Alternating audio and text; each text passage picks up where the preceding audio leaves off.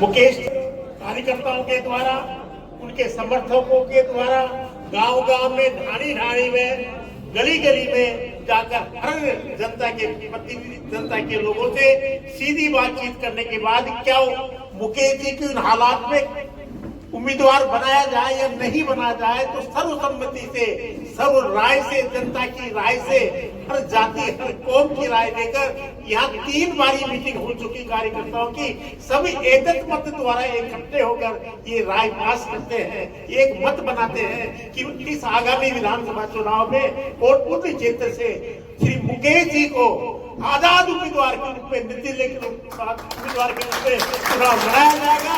इनकी मन से और धन से सेवा करेंगे।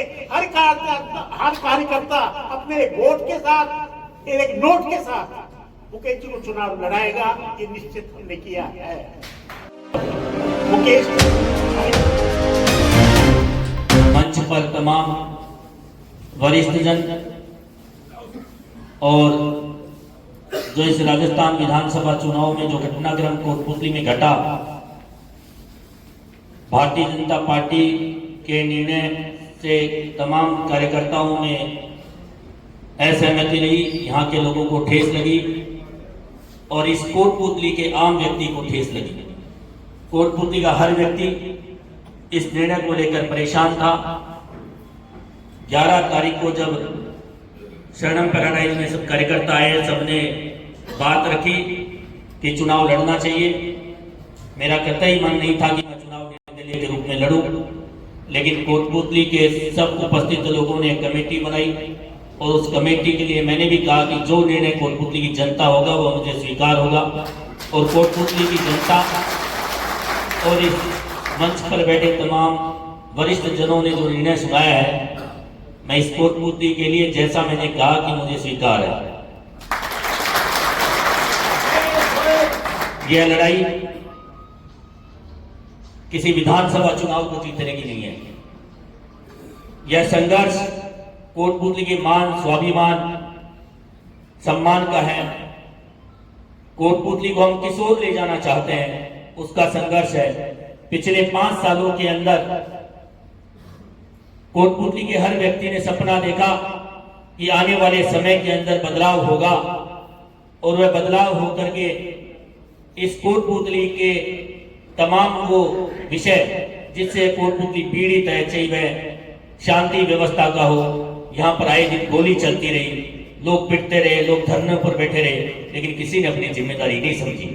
और विशेष रूप से जिस व्यक्ति को कोटपुतली के सिरमौर बनाया, सरकार के अंदर एक बड़ी जिम्मेदारी मिली, उन्होंने इस कोटपुतली के प्रति अपनी उदासीनता ही नहीं रखी, बल्कि कोटपुतली के प्रति कोई जिम्मेदारी भी नहीं समझी। कोटपुतली के लोग भय, भ्रष्टाचार, आतंक और यहाँ तक कि तो अपराधियों से त्रस्त रहे। आए दिन घटनाएं घटती रही, लेकिन कोई सुनवाई नहीं रही। छोटे छोटे विषयों को लेकर के कोटपुतली की जनता सड़कों पर बैठी रही, धरनों पर बैठी रही, लेकिन जिम्मेदार व्यक्ति ने अपनी जिम्मेदारी नहीं समझी। एक दिन भी पीड़ित पक्षों से मिलने की कभी चिंता नहीं की। यह निर्णय इस कोटपुतली को बदलने का है, इस कोटपुतली को आगे ले जाने का है। और मेरा एक और अनुरोध है कि यह लड़ाई केवल एक मुकेश गोयल की नहीं है, यह लड़ाई पूरी कोटपुतली की है।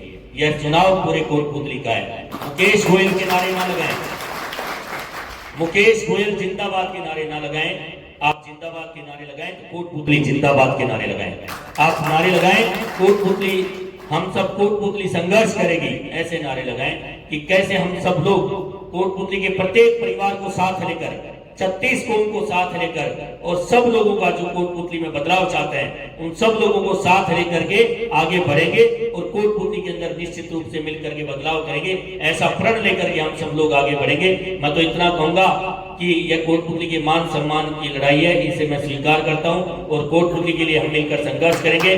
कोटपुतली की 36 कौम को साथ लेकर चलेंगे, ऐसा मेरा आप सब लोगों से यही कहना है। और आप सब लोगों से अंतिम निवेदन करूंगा कि आप सब लोगों को साथ लेकर चलने का प्रयास करें, 36 कौम को साथ लेकर चलने का प्रयास करें। और किसी के बारे में चाहे सोशल मीडिया पे चाहे कैसे भी कुछ, हमें ऐसी भाषा का प्रयोग करना है कि लोग मन से, दिल से जुड़े और सब लोगों को जोड़ना का प्रयास करें। हर व्यक्ति के दिल में ऐसी बात है, भले किसी भी जाति का हो, हर वर्ग का हो। मुझे ध्यान में है बनेटी के, अभी गुरुजी कह रहे थे, बनेटी के अंदर जो हमारे एससी समाज का एक बूथ है, वहां से भी पिछली बार 50% से अधिक मतदान उन्होंने मुकेश के लिए, कमल के फूल के लिए किया। तब कांग्रेस के मंत्री जी को भी बड़ा आश्चर्य हुआ कि ये कैसी घटना घट गई। मैं तमाम वर्ग के लिए जब आधी रात को खड़ा मिलता हूं तो मुझे सेवा करने में कोई परहेज नहीं है। रात को 3 बजे भी घर जाता हूं, उसके बाद भी किसी का फोन आता है तो मैं उठकर भले ही तुरंत जाता हूं, चाहे कितनी भी दुख और तकलीफ में हूं। पिछले 10 वर्षों के अंदर आप सब लोगों की ताकत के कारण ही इतनी कोटपुतली की हम सेवा कर पाए। केवल अकेले मुकेश का योगदान नहीं है, पूरे कोटपुतली के तमाम साथियों का योगदान है और यह सेवा रुकनी नहीं चाहिए। कोटपुतली को हम आगे बढ़ाएंगे, बस यही संकल्प लेकर के आ जाएंगे। और आप सबकी भावनाओं को मैंने समझाया, जब गांव-गांव में गया, सब लोगों से मिला, लोगों ने रोते हुए अपनी भावना रखी कि आखिर इस कोटपुतली का क्या होगा। इन सब लोगों के आंसुओं को पूछने की लड़ाई है। लोगों के जिस प्रकार आंसू थे, दर्द था, उस दर्द को मिटाने की लड़ाई है। अब लास्ट में यही कहूंगा कि यह संग्राम घनघोर है, कुछ मैं लड़ूं कुछ तुम लड़ो, ऐसी पंक्तियां कवि ने कही हैं कि यह लड़ाई पूरी हम सब की है। सब मिलकर लड़ेंगे इस संघर्ष को, इस चुनाव को लड़ेंगे और कोटपुतली के अंदर पूरा माहौल बदलेंगे। लेकिन इस लड़ाई में आप सबका सहयोग बहुत जरूरी है और आप सब लोग मिलकर के सबको जोड़ने का काम करें।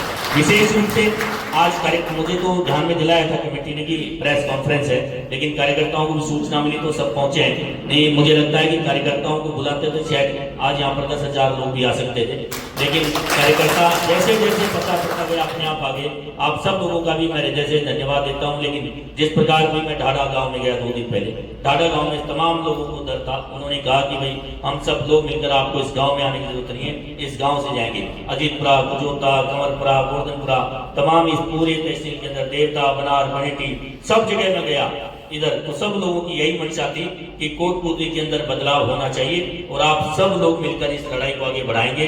आप जहां जहां रहते हैं वहां पर अपना प्रचार प्रसार जो भी सहयोग हो सकता है, जैसे सब लोग बताएंगे, मैं तो मात्र आप जो बताओगे वो करता जाऊंगा और आप जैसे जैसे कहेंगे वो करता जाऊंगा। बस लक्ष्य एक ही है कि कोटपुतली के अंदर सुशासन आना चाहिए, कोटपुतली के अंदर तमाम जो बुराइयां हैं वो दूर होनी चाहिए, क्योंकि कल विजयदशमी का भी अवसर है और विजयदशमी के पूर्व यह नवमी का दिन है। आज इस नवमी के अंदर आप सब लोगों ने घोषणा की है, मैं इसको स्वीकार करके इसे चुनावी अभियान में आगे बढ़ूंगा। आप सब लोगों की 11 तारीख को शरणम पैराडाइज में कार्यकर्ताओं की, तमाम क्षेत्र के लोगों की एक बैठक हुई थी। उस मीटिंग के अंदर एक कमेटी बनी थी और कमेटी ने आज निर्णय दिया है कि कोटपुतली विधानसभा से मुकेश गोयल को चुनाव लड़ना है और वह भी आज़ाद उम्मीदवार के रूप में।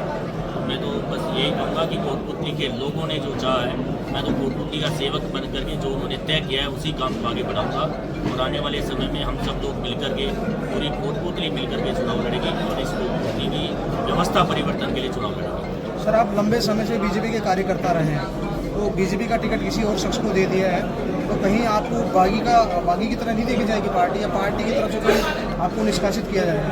देखिए, पूर्व में सभी कार्यकर्ताओं ने इस्तीफे दिए हैं और पार्टी ने यह निर्णय किया है, तो मेरी पार्टी में एक बार बड़े नेता का फोन भी आया, मैंने अपनी बात रखी। मैंने कहा कि जो निर्णय हुआ है उस निर्णय के विरोध में, हम पार्टी के किसी भी कार्यकर्ता को टिकट मिलता तो हम सब लोग एक साथ थे, एकजुट थे।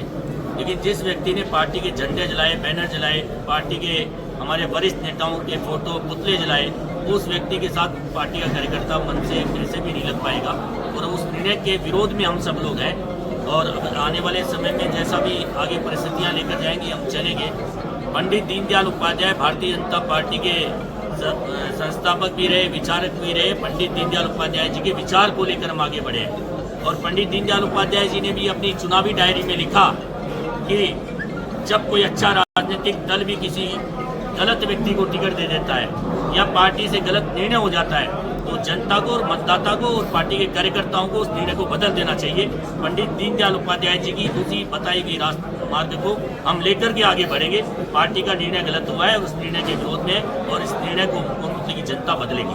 सर, चुनाव जब कोई व्यक्ति निर्दलीय लड़ता है तो अपने क्षेत्र का विकास सबसे पहला कर्तव्य होता है।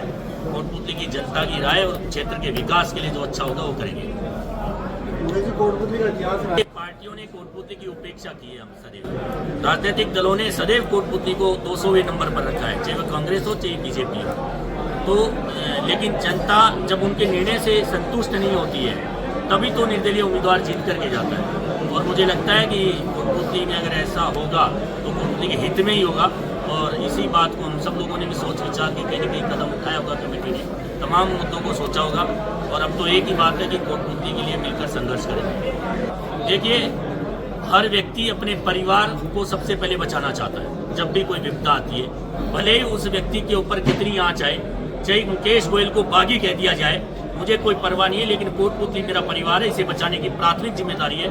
मैं कोटपुतली के हितों के लिए सबसे पहले रहूंगा और बाकी पार्टी चाहे उसमें कुछ भी निर्णय करे, कोई दिक्कत नहीं। यानी आप सब लोगों ने किया है, मुझे अकेले ने नहीं, वो क्या है कोटपुतली के लोग। आने वाला जो समय है पूर्ण रूप से कोटपुतली के भाग्य का फैसला करने वाला समय है। हम पूरे 5 साल 10 साल सोचते हैं कि अब की बार बदलाव आएगा, लेकिन मैं चाहता हूं कि कोटपुतली की जनता या चुनाव लड़े, घर से निकले, घर घर सब लोगों को बताए कि कोटपुतली के अंदर बदलाव लेकर आना है। और आने वाला समय में हम सब लोग मिल करके इस कोटपुतली का विकास करेंगे, कोटपुतली को आगे ले जाएंगे और राजस्थान के अंदर नंबर 1 विधानसभा हम सब लोग मिल करके बनाएंगे।